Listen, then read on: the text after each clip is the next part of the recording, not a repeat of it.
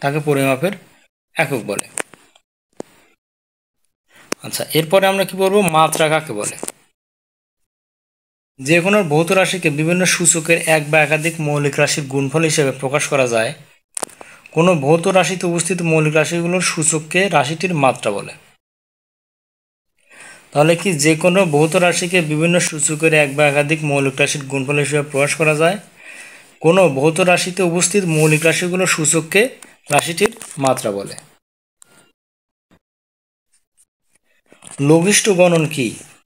স্ক্রুগজের বৃত্তাকার স্কেলের মাত্রা এক ভাগ ঘুরালে উহার টি এর প্রান্ত বা স্ক্রুটি যতটুকু সরে আসে তাই ওই যন্ত্রের লঘিষ্ঠ গণন বা ন্যূনাঙ্ক বলে।